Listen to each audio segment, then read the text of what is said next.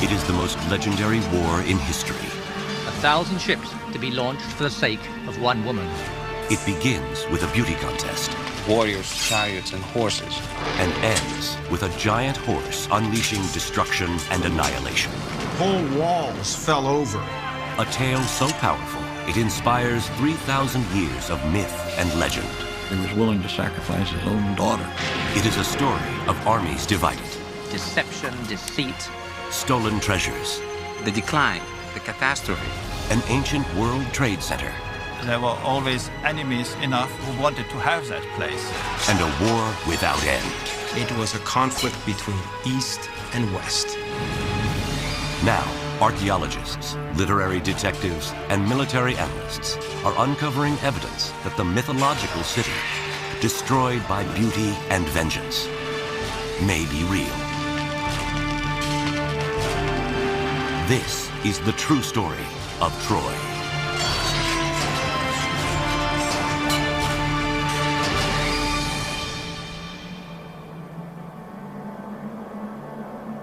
This is the cradle of Western civilization. Mainland Greece on the west and Asia Minor on the east, and dozens of islands in between. The Aegean Sea links the inhabitants of this region, seafaring adventurers and their legends of gods and heroes. For thousands of years, fortune seekers and archaeologists have been searching these shores for evidence of the Trojan War. And now, some say they have found it. Today, not far off the pristine coast of the Aegean Sea, in what is now the modern country of Turkey, an international team is excavating what they believe to be the site of legendary Troy.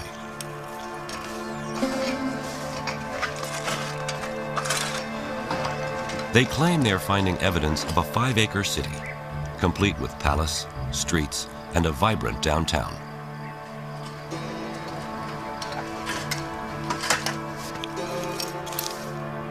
Outside the walls, they say they have evidence of a lower city. Ancient suburbs surrounded by a defensive moat built to prevent attacks by chariots, the ancient world's weapon of mass destruction. Manfred Korfmann has been the director of the excavation since 1988. If you look around in this area, you see nothing. It's old fields, it's surface, but there was something in here. Here on this barren plain, Korfmann and his colleagues envision a fortified city that rivals ancient Athens. Dating to the late Bronze Age, the prehistoric time of the Trojan War. But, as in all things Trojan, there is a conflict raging. Some think Korfmann's finds are pure fantasy, as credible as the myth itself. Is this the site of ancient Troy? Did Troy actually exist? Why does its memory echo through time? I think the Trojan War is the original source of so many of our cultural expectations of soldiers, of literature, of human behavior, of the interplay between the divine and the mundane. So much of our cultural tradition originates in the Trojan War that we continue to value it, even unconsciously, as a source of the archetypes upon which we model our behavior. History became a story, and story became myth, and myth is always elusive. So now we're trying, in a very strange way, to trace our steps backwards, which is not that easy. I mean, it's one thing to dress a history and make it story and then myth, and another thing to undress it. It takes much more pain, and it's more dangerous.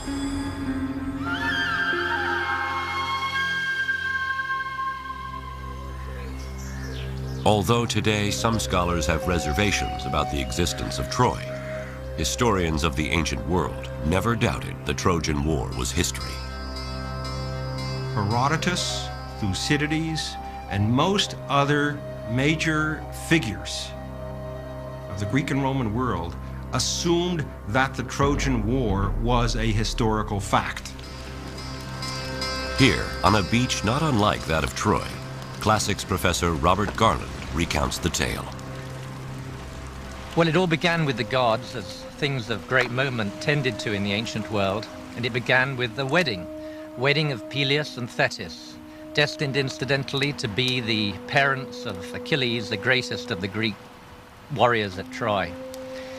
And they invited all the celebrities of the ancient world, all the gods, all the goddesses, except one. They didn't think it was a very good idea to invite Discord. Discord shows up anyway. She offers a golden apple inscribed with the words, "For the fairest." 3 goddesses, Hera, Athena, and Aphrodite, claim the apple and ask Zeus to be the judge.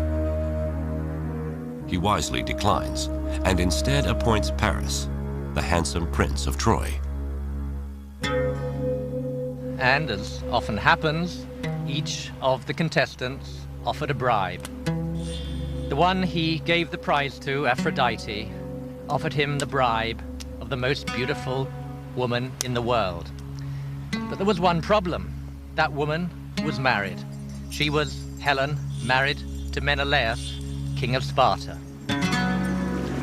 Paris sails for Sparta under the guise of official Trojan business. When Menelaus, his host, was absent, he eloped with Helen back to Troy, and thus unleashed the fury that would become the Trojan War. Menelaus appealed to his brother Agamemnon, who was the overlord of the Greeks at that time.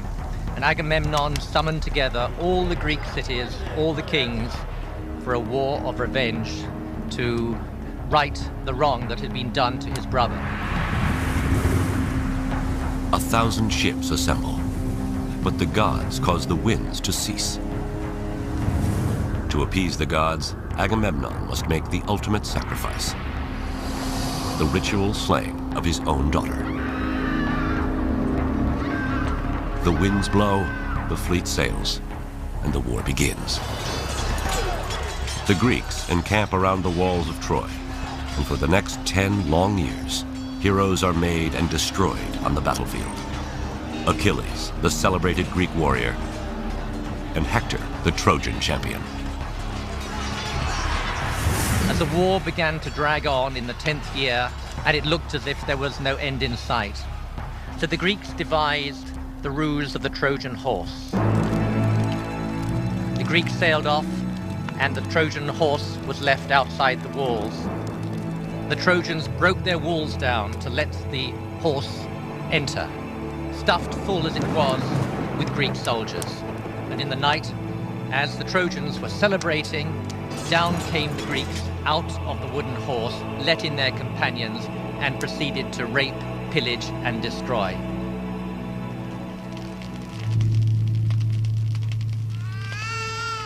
Many acts of vandalism were committed in that time.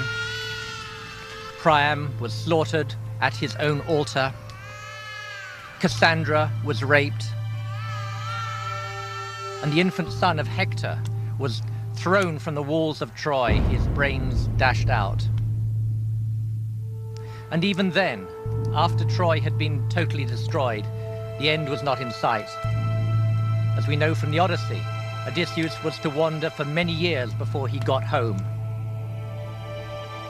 Agamemnon returned to domestic turmoil. His wife, Clytemnestra, had been having an affair with her lover, and with him plotted the death of Agamemnon. So the homecoming of the Greeks was, for them, as devastating as was the destruction of Troy. How can such a fantastic story be true? The legend of Troy comes to us first from the oldest writings in Western civilization, the Iliad and the Odyssey, their authorship credited to the poet Homer. But Homer isn't born until 5 centuries after the war is thought to have occurred, and he is believed to have been blind and illiterate. Homer is our earliest witness for the Trojan War, and yet the Trojan War took place perhaps as many as 500 years before Homer's date. So how reliable can he possibly be? How can we trust this blind man's tale of lust and infidelity, human sacrifice, rape, blood, war, destruction, and the ultimate deceit? Is Homer's story the true story of Troy?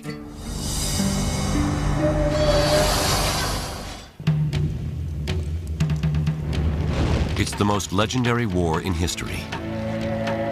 The first great story of Western civilization. For years, scholars believed it was only myth.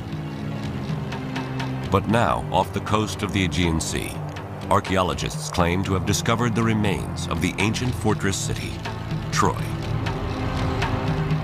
Is Troy and the Trojan War history or myth? How can our best witness, a blind, illiterate poet named Homer, be trusted? This is the true story of Troy.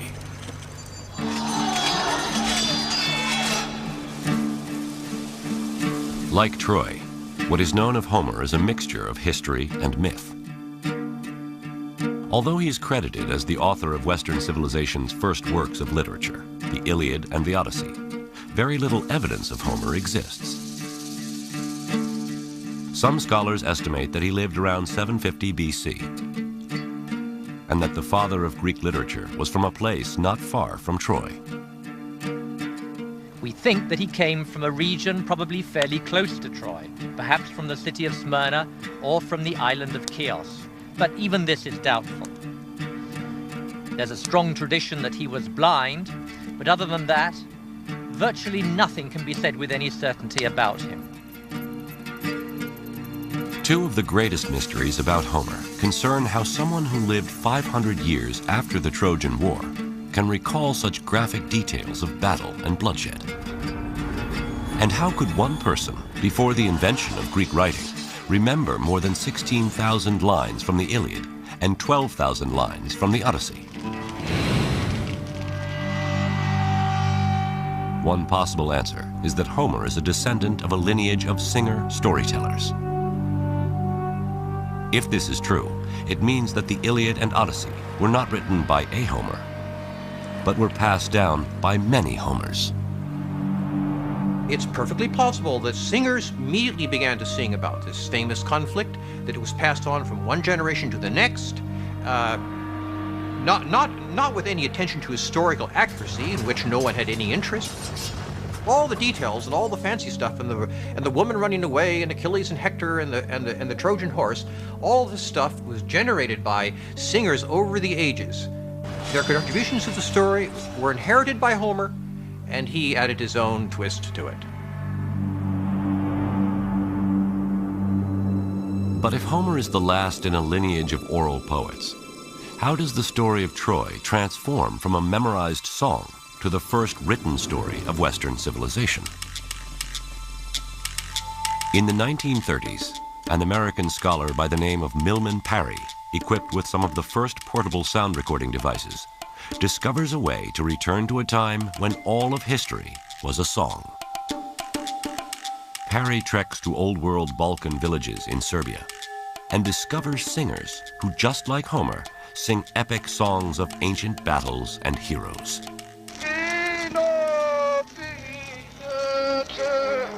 Parry made recordings on aluminum discs and on aluminum wire of these songs, and he also took down these songs by dictation.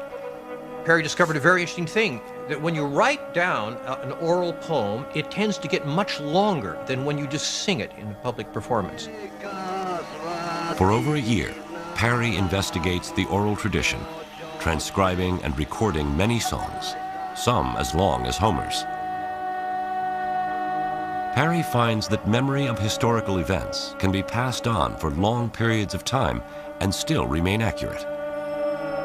The Serbian bards sing about the Battle of Kosovo, which had taken place in the 14th century. Amazingly, written accounts of heroes battling invaders confirm these 600-year-old songs to be true. Is it plausible, therefore, that there really was a Trojan War, and that at least the fact of the war was passed down through oral tradition for 400 years or so until 800 BC, when Homer's poems were finally taken down? My own opinion is that this is plausible. There must, in fact, have been a Trojan War. Otherwise, why would anybody have sung about it in the first place? Parry's work confirms that one person can not only memorize songs as long as the Iliad and Odyssey, but that the accounts can be historically true. For the first time, there is an understanding of how the story of Troy could survive 500 years until the time of Homer, and how Homer's greatness is born. Homer must have been a very famous singer in his day. He must have been like the Rolling Stones. He was a very famous entertainer of some kind. It's plausible that his greatness as a poet, which is proven by the Iliad and the Odyssey, by his brilliant poems that have survived, did inspire somebody to record these stories. Indeed, the very man who invented the technological means that made the recording possible, that is, the Greek alphabet. Before Homer, epic stories were memorized and sung. These oral tales were usually performed at the feasts of aristocrats and noblemen. But Homer's story of Troy was so powerful that someone wanted a way to record the words and teach them to others. The problem was the Greeks had no system of writing. So one theory is that this someone, the first Greek scribe, adapts the Phoenician writing system, adds vowels, and invents the Greek alphabet to record the words of Homer. Here's an example based upon early epigraphic remains of what this text might have looked like. It begins on the right-hand side,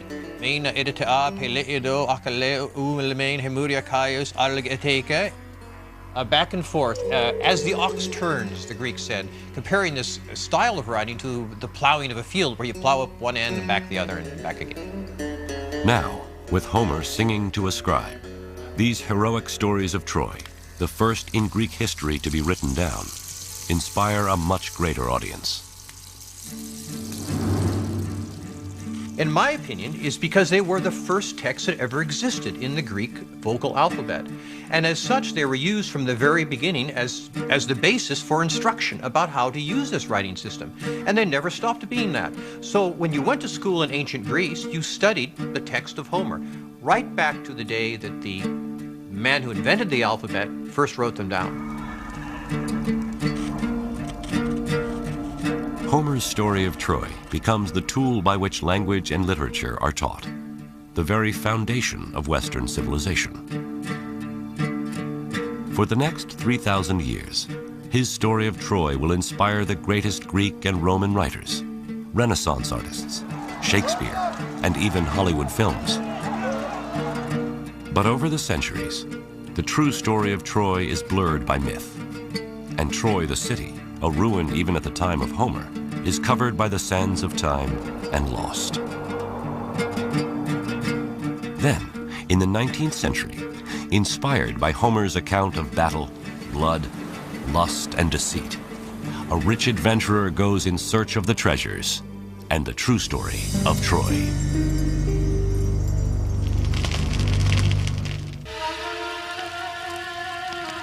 It is a Bronze Age clash of cultures, a battle over the most beautiful woman in the world. This tale of heroes, blood, lust, and deceit from a time before writing is sung for hundreds of years.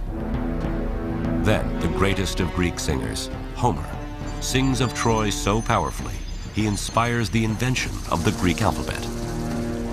Homer's Iliad and Odyssey are the first written works of ancient Greece and become the foundation of Western civilization.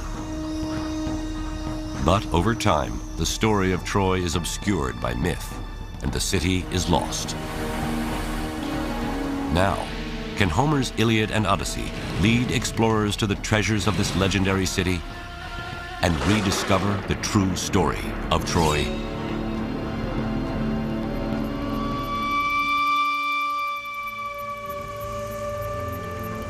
July 6th, 1827.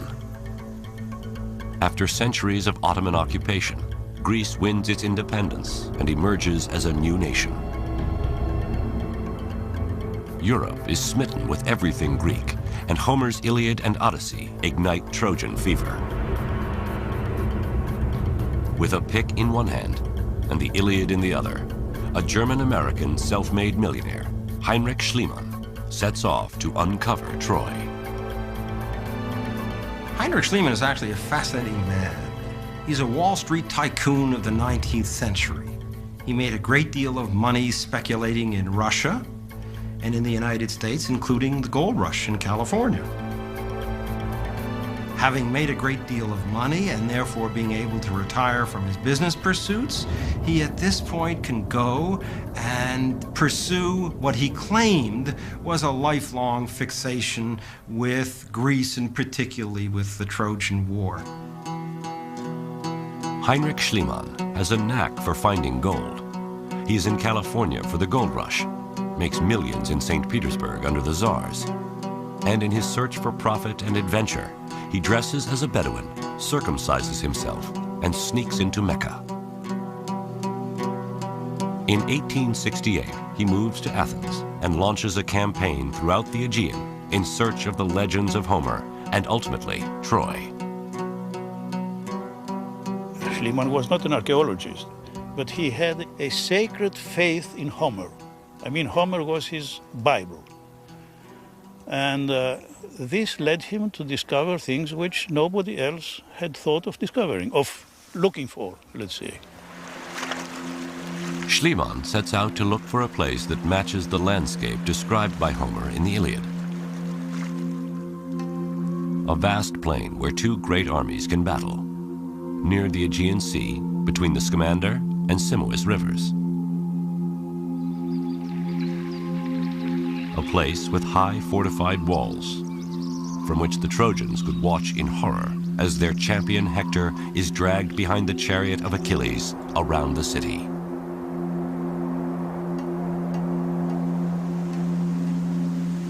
Elizabeth Reardon, architect for the excavations currently underway at Troy, retraces Schliemann's steps on the plains of modern Turkey. Heinrich Schliemann was convinced that Homer was writing about a place that actually existed. And he was also convinced that this place here, known as Hisarlik, was where he was going to find Troy. He thought that if he excavated all the way down to bedrock, whatever it was he found at the bottom had to be the Troy that Homer had written about. In 1870, Schliemann and his hundreds of workers plow through thousands of years of civilization, cutting trenches in the mound running north to south and east to west. The Trojan plain becomes littered with Schliemann's piles of what he considered rubble. He digs for years, but finds no evidence of Homer's Troy. He's getting desperate. What he really needed was a big, splashy find. The man was very lucky because at the end of his third year of excavating, he made a find that fit that bill. He was investigating this very large fortification wall when they uncovered in a small pocket a treasure trove of gold objects. This was exactly the kind of find that he needed to get attention. Golden cups and goblets, highly polished stones and precious jewels. In 1873, Schliemann smuggles the treasure out of Turkey, dresses his wife in the jewels like Helen of Troy, and with Barnum-like showmanship, claims he has uncovered King Priam's treasure. He dazzles the world with headlines. Heinrich Schliemann discovers legendary Troy. But the showman's headlines prove false. The treasure Schliemann finds dates to 2,500 years earlier than Priam and does not correspond to the time of the Trojan War. And worse, Schliemann may have stolen his discovery of Homer's Troy. Schliemann, with his interest in Homer, was not the first in this area. Frank Calvert a British expatriate, had been living in the area from 1845 onward. He grew up in this area and gradually amassed a tremendous amount of textual evidence for where Troy lay. When Schliemann arrives in Turkey, there are several sites thought to be Homer's Troy. But Frank Calvert is convinced that the land he owns, a mound named Hisarlik, is Ilium, an ancient Greco-Roman city from which Homer titles his Iliad. Schliemann seeks out Frank Calvert. When Schliemann came to the Calvert house in August 1868, Calvert's house was full of artifacts and works of art that Calvert had excavated from Hisarlik, from Troy. Now, when they had dinner, Calvert told Schliemann all about his excavations, showed him what he had found, and Schliemann was clearly very impressed. Schliemann goes back to Athens, and without ever setting foot on the site, writes his first book on Troy. The problem is, he doesn't know the details. Calvert wrote Schliemann answers to Schliemann's many questions, one of which was, how high was the mound? Was it 20 meters or 100 meters high? The very fact that Schliemann would ask this question shows that he had absolutely no concept of the site itself. Though Calvert has been quietly digging by himself for years, Schliemann pours his vast wealth into a grand excavation with hundreds of workers and is anything but quiet. Schliemann tells the world that he is the sole discoverer of Troy and literally leaves Frank Calvert in the dust.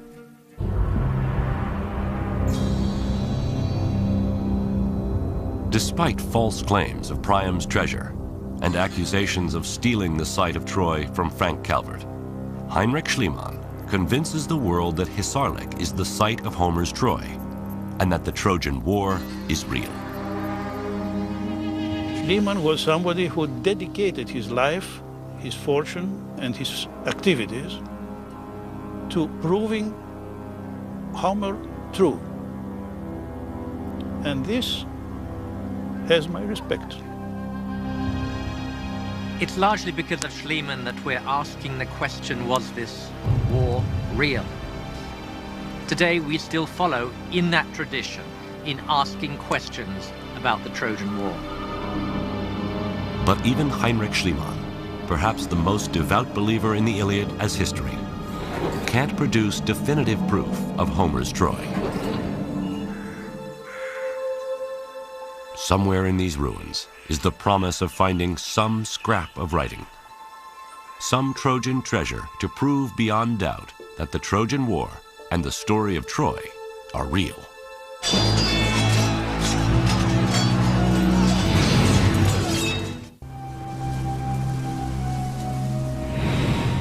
It is the most legendary war in history, fought around 1250 BC in the prehistoric Bronze Age. The tale of lust and battle is sung for 500 years, until Homer's story of Troy, the Iliad, inspires the invention of the Greek alphabet. Over the next 2,000 years, the legendary city is lost, until in the 1870s, Heinrich Schliemann, with pick in one hand and Iliad in the other, claims to discover the site of the Trojan War. But his showmanship and unscrupulous ways cast doubt on his claims. And worse, his excavations destroy so much of the site that it is condemned as an unreliable witness in the search for the true story of Troy.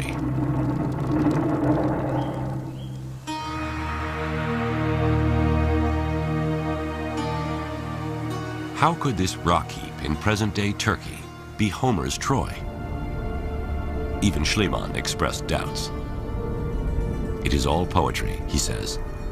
Troy is a myth, and the site of Hisarlik is only a hill. In essence, he says in various writings, well, I'm very pleased at what I've done. I've discovered Troy, and so on and so forth. But I'm a little disappointed because based on what Homer says, his description of Troy, I would have thought that Troy would have been bigger. Where is the proof that Hisarlik is big enough to be Homer's Troy? After Schliemann's death in 1890, his wife Sophie and dig director Wilhelm Dorpfeld identify the different levels of the mound at Hisarlik and number the layers according to years. They discover that Schliemann dug too far, that Priam's treasure comes from about 2500 BC, or level 2. The Trojan War is thought to have taken place at level 6 or 7, about 1250 BC. And at that layer, they find evidence of cataclysmic destruction. Is this evidence for a real Trojan War? In 1932, one of the most revered figures in archaeology, Carl Blegen of the University of Cincinnati, arrives on the scene. Blegen, having excavated on the mainland, felt that this was the time to go back to Troy to try and place Troy in the context of the larger Greek Bronze Age world. Blegen re-examines the entire site, discovers that Troy is at its height at level 6. At the layer above, level 7, he discovers a concentration of houses within the walled city that seem to indicate the population is seeking protection against a siege. But not even Blegen discovers a city as large as that described by Homer. Troy seems destined to remain a mystery. Then, in 1982, Manfred Korfmann comes to Troy. There's much skepticism in the archaeological world about his going back to Troy. Many people thought that it had already been excavated after all the 3 campaigns there, that there wouldn't be much more to discover. But Korfmann's campaign introduces 50 years of new technology to the excavation. One of his first discoveries is just south of Troy, along the Aegean. Here, his team finds over 50 cremations and burials containing Mycenaean Greek grave goods. Could this be evidence of the Greek camp and remains of Greek warriors who came to fight against Troy? Korfmann's team also discovers that the Bay of Troy is quite different from today. In fact, the water at the time of the Trojan War would have been closer to within sight of the walls of Troy. And in recent years, not far from the ancient bay, using magnetic prospecting equipment, Korfmann and his team find what at first looks like a wall about a quarter of a mile outside the citadel of Troy.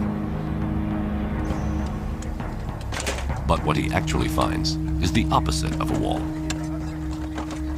Here we do have a picture like X-ray looking into the ground and finding remains of what may have been ditches. The ditch that... It's time to listen. Listen to your doctor.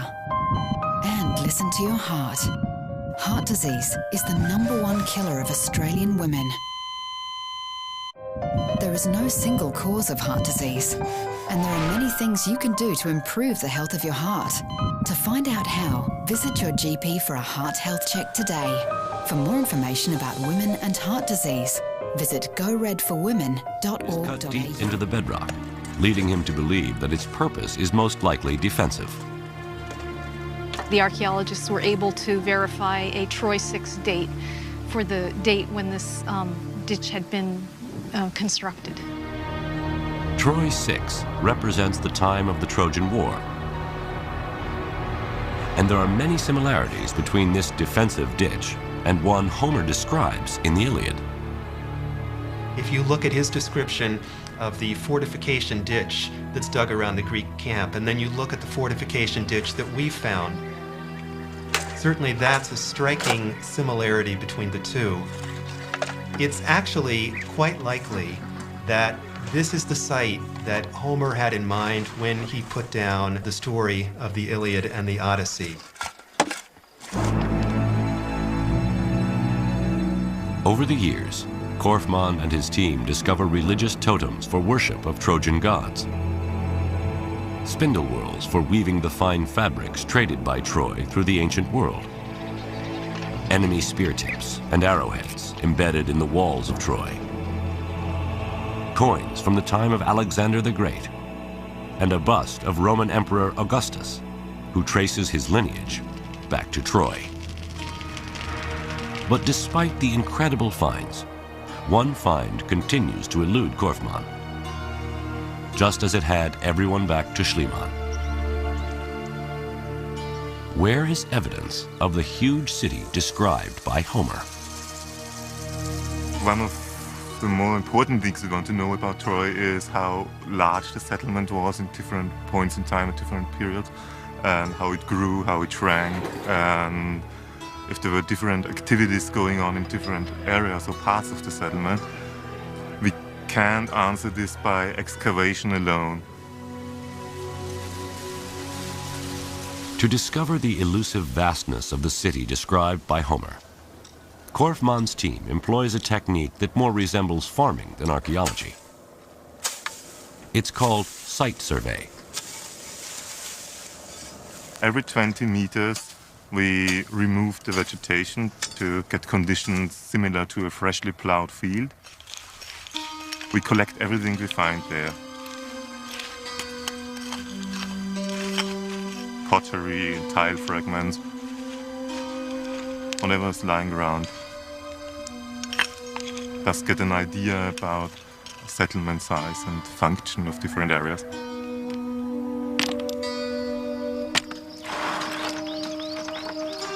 They bring their finds back to camp, where artifacts are washed, classified, and dated. It's a lot of broken pots, representing thousands of years. This year we covered about 15 hectares, about 400 points, and we collected more than 100,000 items from there, about 2 tons of material. A significant quantity of the pottery shards are from the Bronze Age, particularly the time just before the Trojan War. We can see how the area all the way to this ditch and in the east, and where this ditch was covered by a Bronze Age settlement. Pieces of the Trojan War age pottery extend over a quarter of a mile out from the walled city of Troy, all the way to the defensive ditch. This ditch, described by Homer as built by the Greeks to defend their ships, is more likely a ditch built by Trojans to defend Troy against the Greeks. Korfmann is confident that this area, from the ditch to the fortified walls of the citadel, is a vast lower city, more than 5 acres, that along with the temples and palaces of the citadel, comprise the glorious city that is Troy. It is a Troy large enough to match Homer's, and rich enough for the Greeks to want to conquer. We archaeologists have in Troia the proof and the hints that this place always was fortified again and again. It was always rich enough to defend itself. There were always enemies enough who wanted to have that place. For us, this is enough argument to say that there always had been wars at this place.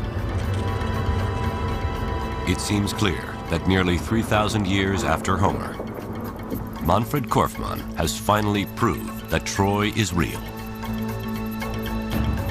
But now, where is the evidence of the Trojan War? What was it really fought over? Are we to believe Homer's claim that a woman, even the most beautiful woman in the world, could cause the destruction of Troy?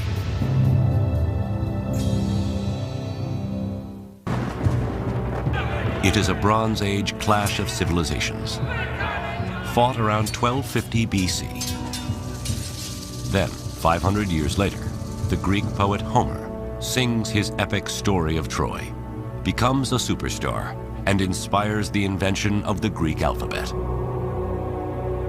Over time, Troy is lost, and its story is obscured by myth and legend, until the 1800s, when Homer's Iliad inspires the search for this legendary city.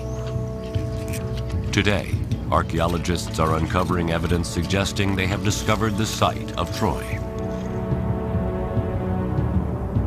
But how can the theft of Helen, the most beautiful woman in the world, launch 1,000 ships in a fight for love and glory? Is this the true story of Troy?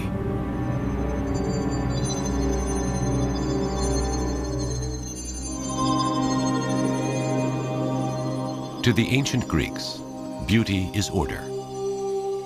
It is exemplified in the naked body, youthful and round, with tapered waist, high conical breasts, and curvaceous thighs. Surely Helen was all this. And her theft, an attack on world order, an act of war against the Greeks. But her abduction is also a personal affront against a very powerful ruler. The legend of Helen being abducted and from that the war flowed is not impossible, but it's unlikely as a sole cause. Brigadier General John Brown of the U.S. Army is an expert on ancient warfare. What's more likely is that there was an opportunity waiting to happen, a war that was awaiting a cause. There was an instinct for expansion on the part of the Mycenaeans that provided an underpinning that needed a triggering event. Helen being abducted would very readily have been a kind of a triggering event that could have galvanized the warriors of such an age into an effort to redeem their reputation and increase their glory. Homer tells us of a coalition of Mycenaean Greeks under the leadership of Agamemnon crossing the Aegean in 1,000 ships to make war on Troy sometime around 1250 BC. How does Homer's account stack up against modern military strategy? A quarrel over women who were stolen. Acting as military chief of staff to Agamemnon, General Brown assembles his staff. Troy is a heavily fortified. Intelligence, Stay clear of this operations, logistics, personnel. They gather to make war on the enemy, the Trojans. Gentlemen, we've been asked to do an operational analysis of the Trojan War to try to come to grips with the campaign imperatives that affected both the Mycenaeans, or Greeks, and the Trojans in the course of the first order of business is what's at stake. The control of the seaborne trade route critical to the commercial economy of the ancient world.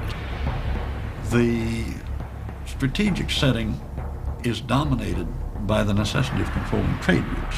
One I'd like to call your attention to in particular, and the one that affects our story, is the one running from the Black Sea through the Bosphorus, the Sea of Marmara, and out the Dardanelles. That's precisely the location of Troy. Troy's location gives it control of the trade route from east to west, access not only to the breadbasket of Western Asia, but also treasures of gold, spices, and luxury goods. A shipwreck discovered off the coast of Turkey in 1984, dating from the time of the Trojan War, is testimony to the riches at stake. Treasures from 7 civilizations are aboard the ship. Gold medallions from Egypt, urns of oil and spices from the Far East, and oxhide-shaped ingots of tin from Central Asia, and copper from Cyprus. In fact, these metals are found in the exact proportions for making bronze. 10 parts copper, 1 part tin. Bronze is made from tin and copper. When you control your access to those materials, you're controlling the industrial materials of the Bronze Age. Controlling bronze production in the Bronze Age is like controlling oil in the Oil Age. If the Greeks want to become an empire, they'll need to capture Troy. But how? If you turn from that strategic setting to the operational level. They had no choice. Again, Brigadier General John Brown and his staff apply modern military planning to the ancient battles of the Trojan War. From a personnel point of view, what would you tell me about the layout if this represents the Mycenaean capability and this area right here, Troy? Troy's population did not compare in military manpower to the Greek state allied against it. The Greeks assemble a coalition army to outnumber the Trojans 5-1. They'll need that overwhelming force to ensure a quick, decisive victory. And to deliver that force, Homer says the Greeks sailed to Troy on 1,000 black-bowed ships. Is there anything we should know from an intelligence point of view? Well, a couple things I'd like to point out, sir. First, as you know, Troy is a heavily fortified city. It's got a strong and a high wall. If we allow them to get behind that wall, that means we're going to have to lay siege to them. Also, they have a series of potential allies that if we alienate them, could come down on the side of the Trojan. Well, given that intelligence backdrop, what do you think the operation should look like? The Greeks should land directly before Troy and either defeat them on the battlefield in open combat with our overwhelming force or starve them out of their walled city. Overwhelming force delivered directly to the shores of Troy on 1,000 ships. The Greeks are poised to recapture Helen, restore their honor, and gain power and wealth by controlling the most important trade route of the Bronze Age. It's a simple enough plan. One last logistical consideration: how to feed 1,000 ships full of warriors. What's your thoughts there, logistician? The Trojans would have gathered all the local food and water that was available and pulled it within the walls of their defenses for their own use and as a means of denying it to the use of the Greeks. The Greek army, therefore, would have to go further and further afield to gather those supplies of food and water that they were going to need to subsist on. And the primary risk there is that they would alienate those local populations that heretofore had not been engaged in the conflict but would now be inclined to come in on the side of the Trojans. Well, it's an interesting point you make, John, because it looks like the Greeks were divided between what they should do in order to win most easily and what they had to do in order to survive as an army. They had no choice except to support themselves off the land by foraging and by raiding. And it is precisely the result of one of those raids that starts Homer's Iliad. Agamemnon and Achilles fight over a woman that Achilles captures during a raid. Agamemnon pulls rank and claims Achilles' war prize for himself. Achilles rages, reaches for his sword. Professor of Classics Robert Garland reads from the Iliad.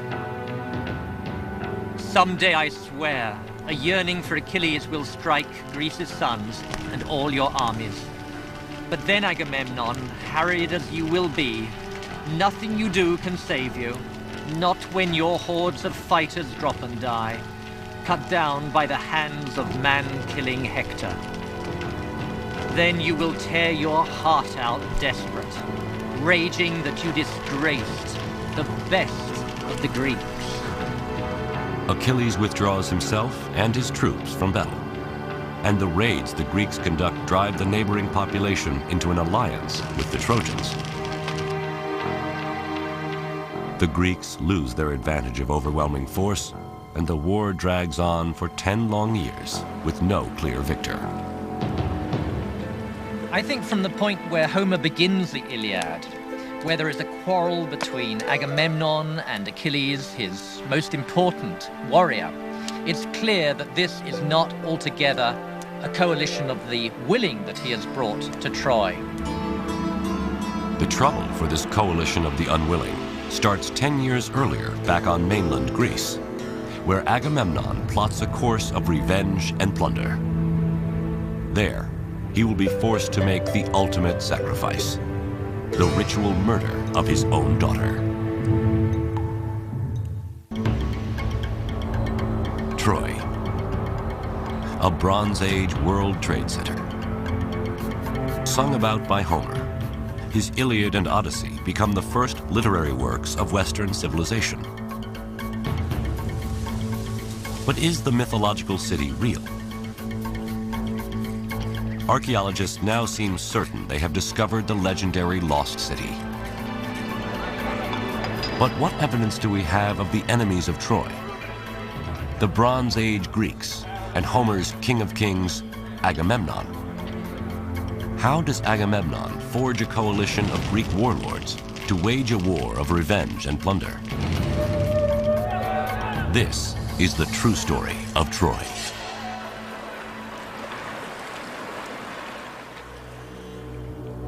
West of Troy, across the Greek islands dotting the Aegean, lies mainland Greece. Athens, Sparta, Pylos, Olympus, and at their center, the largest and richest of the Bronze Age principalities, Mycenae. Hidden in these ruins is evidence of their wealth and power. Spiros Iacovides is the godfather of Mycenaean archaeology and director of excavations. I have been working here since '58, which means for 40 odd years. And I have come to love the place. Mycenaean civilization was a time of very active interconnections. People had to come through Mycenae or through the area of Mycenae, wherever they wanted to go. Just the sight of this fortress sends a message of power to friend and foe alike. The city's walls rise 40 feet high and span 25 feet wide. Today, Christofilis Magidis, Assistant Director of Excavations, approaches the main entrance, a 20-ton stone carving called the Lion Gate, which dates to the time of the Trojan War. The main element here is the lion relief on top of the gate in the relieving triangle. Here we have an amalgam of political statements and religious allusions. The column represents the house of the king, and the lions, his power and protectors. It is a massive display of the king's divine right to rule. It's a very strong statement for the incomer at the first moment he enters the citadel.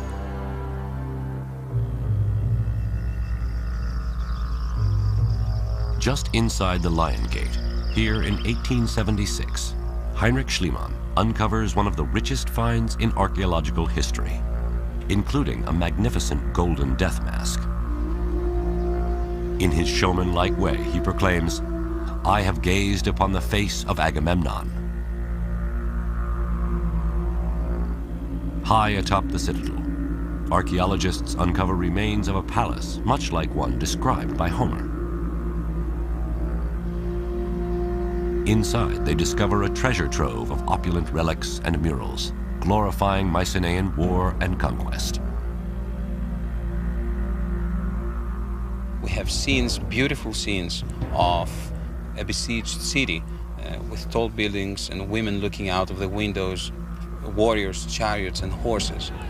One cannot but think that these scenes reflect, or at least echo in some way, all the adventures of the Mycenaeans in Southwest and Northwest Asia Minor. On the terrace of the palace, overlooking the rich valley and beyond to the Aegean, perhaps dreaming of conquering Troy, kings like Agamemnon would feast with fellow warlords.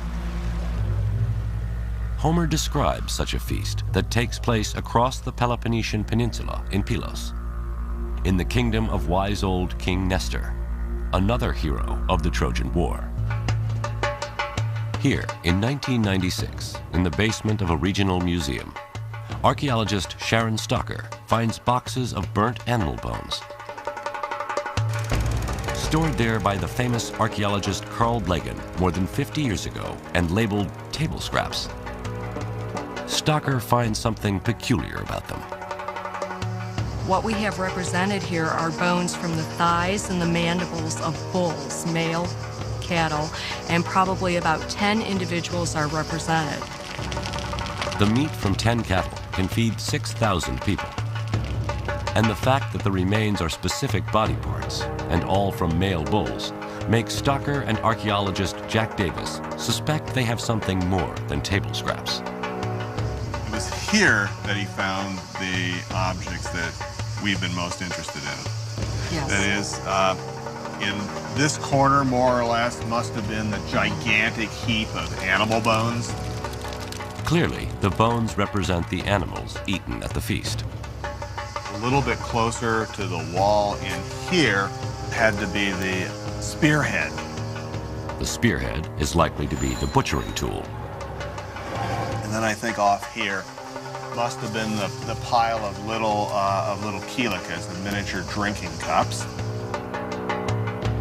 In Blegen's 1950s excavation, thousands of kilikis were discovered in every corner and corridor of Nestor's palace, representing thousands of guests drinking. All of these objects were grouped in close proximity here, one to another. But they also find one more piece of evidence.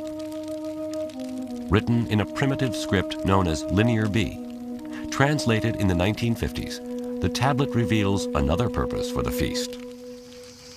So it's about here that the tablet was found that proves that sacrifices were in the process of being made in honor of the god Poseidon. Piecing together the evidence, Stocker and Davis paint a clear picture of feasting in the Bronze Age.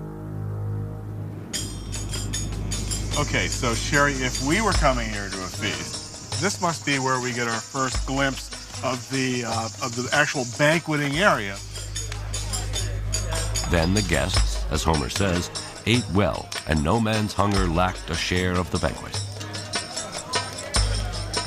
The young men brimmed the mixing bowls with wine and poured rounds for all. And they would have seen the power of the kings displayed there on the walls above them as they were participating in the feast, as a kind of reminder of what the Mycenaeans were capable of doing. Yes. By providing this feast and sacrifice, the king presents himself as the messenger to the gods, and his call to war as divine destiny. Surely the feast in this setting is a persuasive weapon for a king luring warriors to join him in a battle against the Trojans. But as a final appeasement to the gods, King Agamemnon must make the ultimate sacrifice: the ritual murder of his own daughter.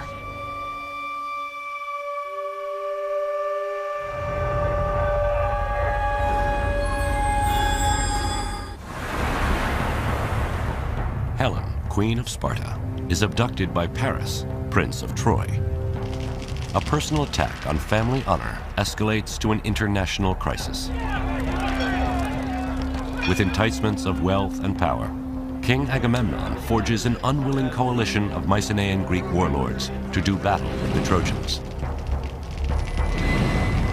But now, the gods and his warriors demand from him the ultimate sacrifice: the ritual murder of his own daughter. This is the true story of Troy.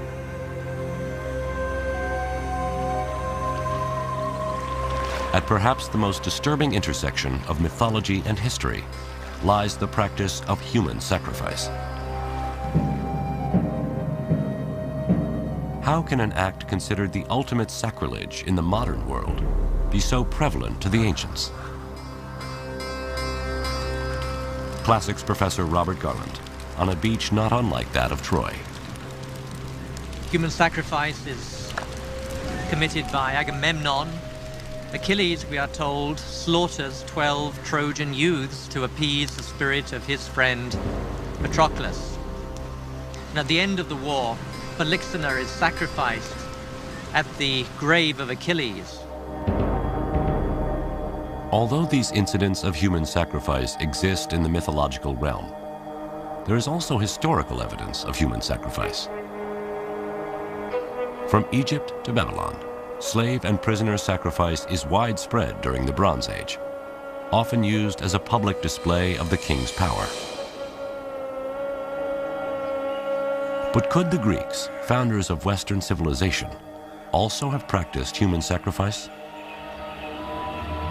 There seems to be some archaeological record of human sacrifice.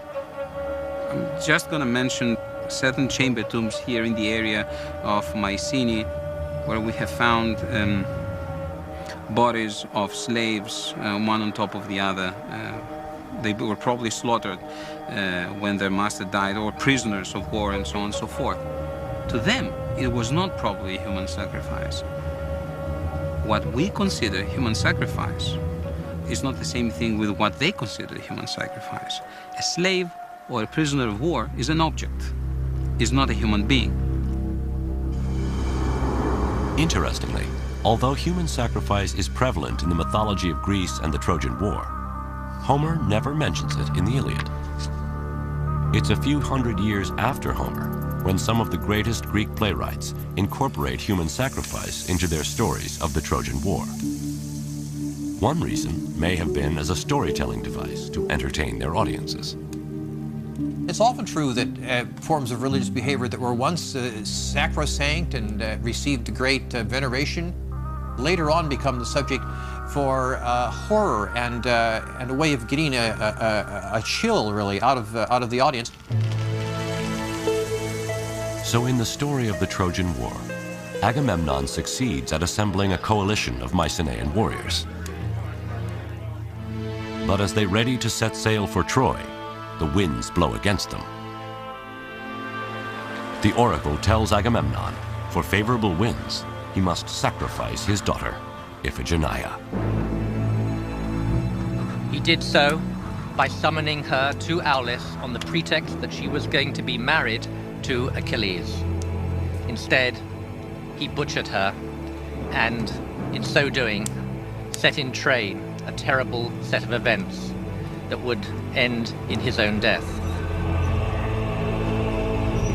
Everybody loves Barbie, and nobody has more Barbie than Toys R Us. Oh, hi there. Did you hear? Toys R Us has all of my favorites and more exclusives than anywhere else. And now, buy one, get one 40% off Barbie dolls, play sets, and accessories. Now I'm so happy I just want to scream. Plus, get great deals on tablets for the whole family. Like $30 off the Tabio E2. With a price match guarantee, make all their wishes come true at Toys R Us. To the Greeks, this was a powerful message, whether real or mythological. In war, a king asks his subjects to sacrifice the lives of their sons. Now the king, by offering his daughter, is making a similar sacrifice. The Greeks may see it as democratic and egalitarian. If not us, why not the king? And if not our sons, why not his daughter? To us, the idea of sacrificing Iphigenia seems horrific. But given the religion and mores of the time, the sacrifice of Iphigenia was a supreme expression of commitment on the part of Agamemnon. He was so committed to the success of this enterprise that he was willing to sacrifice his own daughter. That must have had an effect upon the psyche of his soldiers, because they recognized how dedicated he was and how much he expected of them.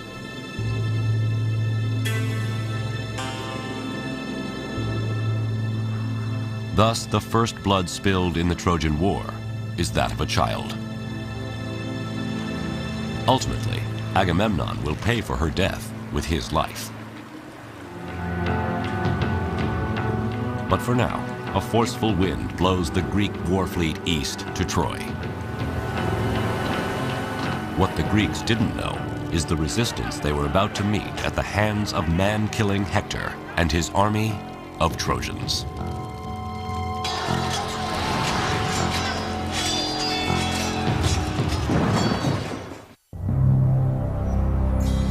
To forge a coalition of Mycenaean warriors and satisfy the gods, Agamemnon makes the ultimate sacrifice, the ritual murder of his own daughter. In 1,000 ships, the Greeks sail east to Troy with dreams of wealth and honor. But their overwhelming force is negated by the fierce Trojans and their powerful allies. They fight to a standstill for 10 long years. Now, powerful egos and dissension in the Greek ranks threaten to destroy the coalition from within. This is the true story of Troy. It is an epic clash of civilizations, a defining moment in prehistory to which, once again, Homer may be our best witness. In the 16,000 lines or so of Homer's Iliad, he explores all the major questions which we still grapple with as we make war today and consider the questions around warfare.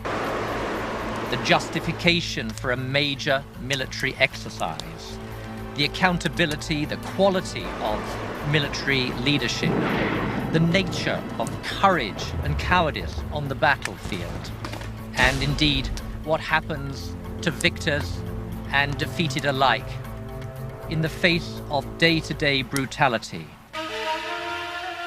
And yet, in his Iliad, Homer doesn't chronicle the entire 10 years of battle. He focuses on just 4 days of the war's 10th and final year. He brings us, I think, to the very heart of what human conflict is all about.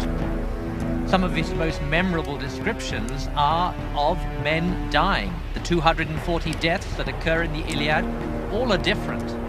Homer must have seen action at first hand. He must surely have gone over the battlefield at Troy and tried in his own imagination to recreate how this battle took place. We see warfare from so many different angles, and we see it up close and personal from Homer. Warriors face off on the battlefield, calling out names and insults. Soldiers thrust spears through enemy eyes, swinging swords, hacking off limbs. Homer says black blood stains the battlefield. His name defines this brutal age of warfare known as the heroic or Homeric era. This was very much an individual contest for personal glory. And there was believed to be a glory in the nature of your opponents and in the extent of your success over them. It's a bit more tribal. The nature of your military reputation depends upon who you individually fight and how well you do against them.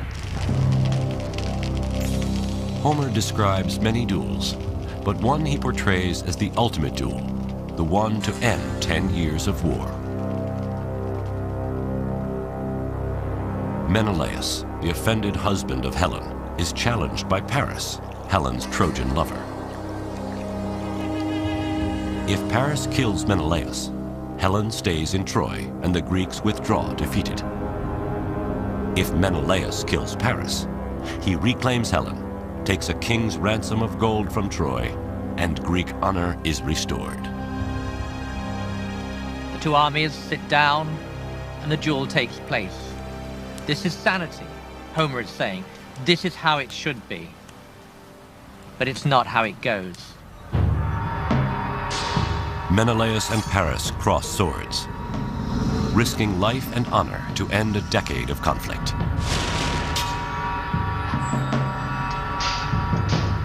Menelaus overpowers Paris, readies a death blow. Then Homer rescues Paris with a stroke of divine intervention. The goddess of love, Aphrodite, whisks Paris off the battlefield into the arms of Helen. The duel ends unfulfilled. The truce erupts in war. This war, in a certain sense, had to be. More forces had been unleashed than could now be contained. But at that short, brief moment of time, Homer seems to be saying, this is how conflict should be resolved between the only interested parties. Though ending a war with a duel between two leaders may be wishful fantasy, many of Homer's observations of battle are timelessly true. One of the underlying themes that you draw out of the Iliad and the Odyssey that remains relevant today in a military setting is that character matters. That theme remains with us. We still are very concerned for the character of our officers and our soldiers. Modern armies can learn from the soldiers of the Trojan War. But the greatest of the Greek warriors, Achilles, might not last long in today's army. In front of other warlords, Achilles threatens and insults Agamemnon, his commanding officer. What a worthless, burnt-out coward I'd be called if I would submit to you and all your orders. Whatever you blurt out, fling them at others. Don't give me commands. Never again, I trust, will Achilles yield to you. To Homer's audience, Achilles' rage against Agamemnon reflects a conflicted hero defending his honor. But today, his insults would be court-martialed as insubordination. Achilles was preoccupied with his reputation and his personal standing amongst the Greeks. The absolute opposite of a team player. Odysseus is of course, a different character, and again, he's yet another expression of the fact that character matters. He is wily. He's compared to a fox. Even today, we compare some of our most capable military figures to foxes. The swamp fox, Francis Marion of the American Revolution, and General Franks of the war in Iraq are among some with reputations of cunning like a fox. But Homer highlights another key quality of leadership by demonstrating the opposite. Never once did you arm with the troops and go to battle. You lacked the courage. King who devours his people. Unlike an ideal general like George Washington, who leads his troops by example, Agamemnon is accused of hanging out in the back while others fight and die. Agamemnon is arrogant, overweening, very much given to advance his own personal agenda, and inclined in the mind of others to take advantage of his position for his personal gain rather than to be a servant of the rest. Ironically, the soldier who is idealized by Homer is Hector, who fights for Troy. He has the character of the model soldier and citizen. Hector is more inclined to set the welfare of his people and his city above his own reputation and his own survival.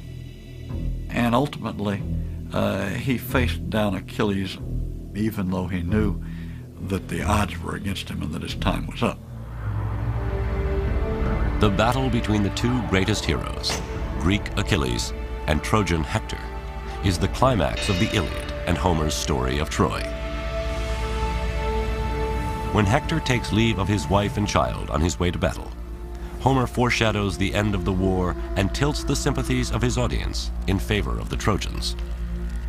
Hector envisages that Andromache will be a widow and that his son Astyanax will be an orphan.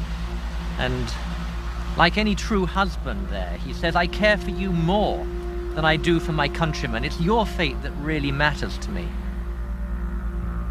Homer portrays Hector as a family man.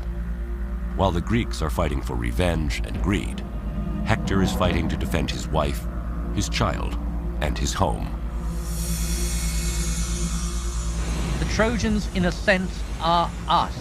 And it is through their eyes, very largely, through the eyes of men like Hector, that we read the events that are going to be so shattering.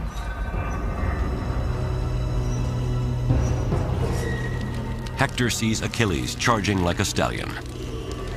Achilles closes, helmet flashing, throws his spear and misses. Hector hurls his spear, striking Achilles' shield dead center, and glances off. Hector draws his sword and charges, but Achilles has a second spear and drives it clean through Hector's neck. Hector falls to the dust and gasps, pleading with Achilles to return his dead body to Troy. But Achilles promises to feed his body to the dogs, lashes his corpse to his chariot, whips his horses to run around the walls of Troy, and as Homer says, defiles Hector's body in the land of his own fathers.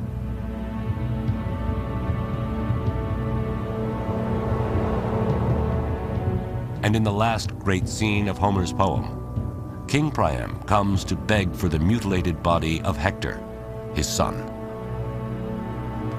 King Priam comes and he grasps the man-slaying hands of Achilles, and like a suppliant, he appeals to Achilles' compassion.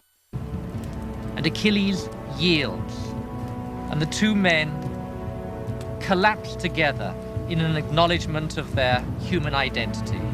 They're no longer Greek and Trojan. They're no longer deadly enemies.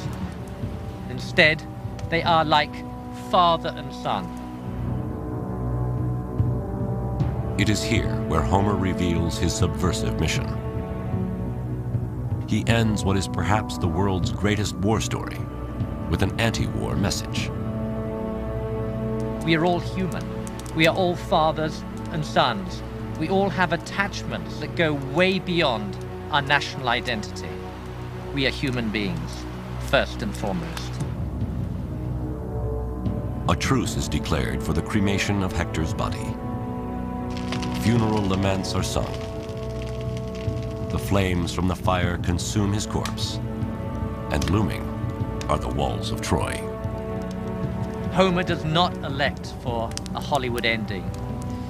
He elects for an ending which reminds us that more slaughter is to follow. Homer is saying to us, his audience, in a way, you are not to be trusted. More havoc will surely follow. More brutality, more carnage, and ultimately, too, the destruction of Troy. Although this completes Homer's story, the true story of Troy does not end here. Suddenly, the Greeks are gone, and a wooden horse stands outside the gates of Troy.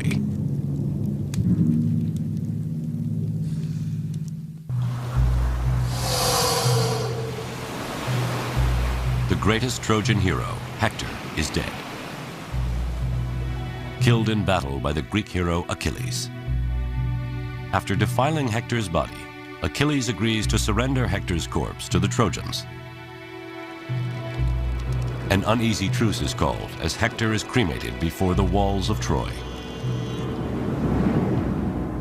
But when dawn breaks and the Trojans brace for another Greek attack, they discover their enemy is gone and a wooden horse stands outside the city gates. This is the true story of Troy. The most famous symbol of Troy, the Trojan horse, comes to us from legends other than Homer's Iliad. The legend tells us that this was a war that was not won by uncommon acts of valor, by steadfastness and military discipline, all the qualities that we might expect. On the contrary, it was won by a devastating ruse. It was won by deception, deceit, and conspiracy, and all the things that we might consider to be dishonorable in the conduct of warfare. Everyone knows the story. After 10 years of battle, the Greeks and Trojans fight to a standstill. Then Odysseus comes up with a plan. The Greeks build a giant wooden horse, leave it as an offering to the Trojans, and then sail away.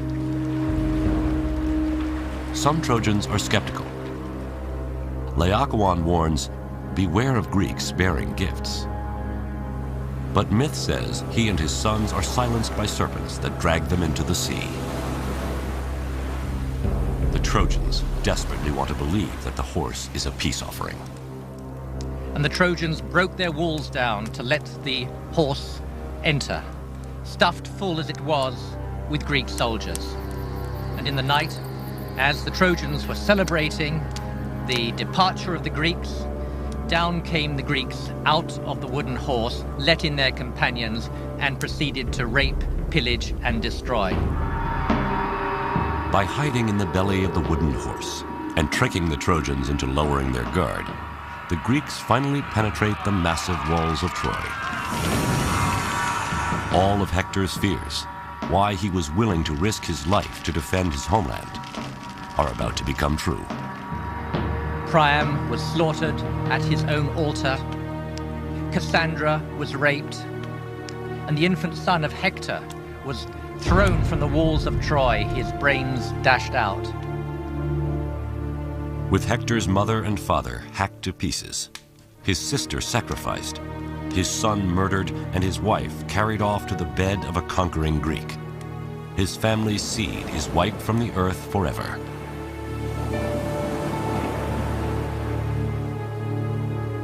For the Greeks, this hard-earned victory means honor restored, the riches of Troy, and Helen. But although there is plenty of archaeological evidence of Troy being destroyed, how could the legend of the Trojan horse be true? The Trojan horse has become something of a metaphor for trickery, you know, for being able to outwit your opponent, for having something that is so carefully contrived of an artifice that you're given an overwhelming advantage. The idea that the Greeks would have in fact built a large wooden horse, hidden inside it, and had it dragged inside of Troy is certainly possible, but it kind of strains your credulity a little bit that someone really could have pulled that off. My inclination is to see in the Trojan horse some kind of a representation, vaguely remembered, of siege equipment, the weaponry that can be brought up against walls to either bring them down or to somehow neutralize them. Hittites and Assyrians possessed siege technology. It's possible this Bronze Age weapon of mass destruction could have inspired the legend of the Trojan horse. But whether history or myth, the Trojan horse came to symbolize a war won by trickery and deception. What the legend seems to be telling us is that even though this war was fought for a just cause of sorts, and even though in the end right won, in the sense that the Greeks were victors, nonetheless, that victory was at such cost that it put into question the whole validity of the war itself. Achilles meets his death, struck in his heel by an arrow from the bow of Paris. Odysseus is doomed to wander for another 10 long years before he gets home. Menelaus readies to kill Helen, his unfaithful wife, but when he sees her naked beauty, drops his sword. They too take 10 years to find their way back to Sparta. And as for Agamemnon, on his first night home in Mycenae, Clytemnestra, his queen, having never forgiven her husband for the sacrifice of their daughter, assassinates him in his victory bath. So the homecoming of the Greeks was for them as devastating as was the destruction of Troy.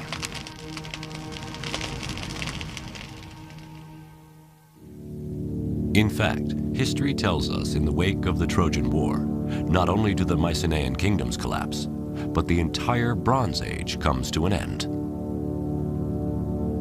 There is much speculation as to its cause: civil war, outside invaders, or a string of devastating earthquakes. Greece falls into a dark age for nearly the next 500 years, until the time of Homer. What survives through the Dark Ages is the story of Troy. If you contextualize this war and you see what comes after that, the decline, the catastrophes, the economic collapse, the Greeks never managed again for the next 400 years to come together as a nation. That was most probably the last glorious event before the disintegration, before the dissolution and the fragmentation of the Mycenaean world. And I think that's why it stayed in the memory. And as Homer sings stories of Troy, the rage of Achilles, the beauty of Helen, and the valor of Hector, his songs inspire the invention of the Greek alphabet. The Iliad and Odyssey become the foundation of Western literature, and Troy is emblazoned forever into the history of the world. The Iliad and the Odyssey had enormous impact in the Archaic period, the 7th, 6th, 5th centuries BC. And so, by extension, it's not surprising that people wanted to go to the site where that war was believed to have taken place. Then the residents realized that they need to market the city very aggressively, almost like a Disneyland of antiquity. The site of Troy rises from ruin to major tourist destination. Ancient burial mounds are turned into monuments to Greek and Trojan heroes. Temples and theaters are built to their gods. And maidens reenact scenes from the fall of Troy. They would sing sections of the Iliad and the Odyssey in the agora, in the marketplace of the city, right in front of the old Bronze Age fortification walls. As the city is rebuilt, history and myth become one, and Troy becomes a war prize in a worldwide conflict. The Trojan War, among other things, resonates because, from the perspective of many people in antiquity down to the present time, it was a conflict between East and West. In a way, it's the beginning of the combative stances of both sides. It's us against them. Now, the tourist destination of Troy attracts more than just tourists. First, Persian King Xerxes stops at the site in 480 BC on his way to sack Greece, claiming to avenge his Trojan ancestors. Then in 334 BC, Alexander the Great stops at Troy to pay homage to Achilles on his way to Persia. He goes to the Temple of Athena, where he saw a range of armaments associated with the Trojan War. And he looked at the armor that was presented there, chose one set of armor to wear himself in his battle against the Persians. I like to think that it would be that of Achilles, although we don't know that for certain, and then goes off to fight the Persians wearing Trojan War armor. Alexander the Great conquers Persia, avenging Greece and reclaiming Troy as part of the Western world. Just as Alexander links himself to the Greek hero Achilles, Julius Caesar claims lineage to the Trojan hero Aeneas. And Rome adopts Troy as its mother city. But the Romans embrace more than a mythological connection to Troy. They also model their ideal soldier on that of Trojan hero Hector.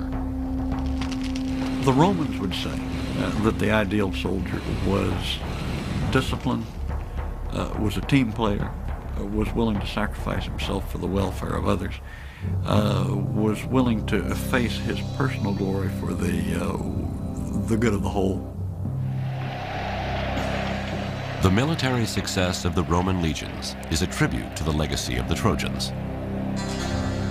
Even though the Greeks originally defeat the Trojans are avenged when Rome battles Greece. It's ironic that the Trojan refugees led by Aeneas are purported to have been the ancestors of the Romans, and the Romans in turn conquered the Greeks. And so it's as if history came full circle. The Trojans were conquered and then became the conquerors. Troy and its stories are the oldest uninterrupted memories of our world. Troy is beauty, language, power, sacrifice, vanity, honor, deceit, and war. From literature to archaeology, history to mythology, Homer to Hollywood, we believe so strongly in Troy that the question of whether it is real or not hardly seems to matter. The search for the true story of Troy will live forever.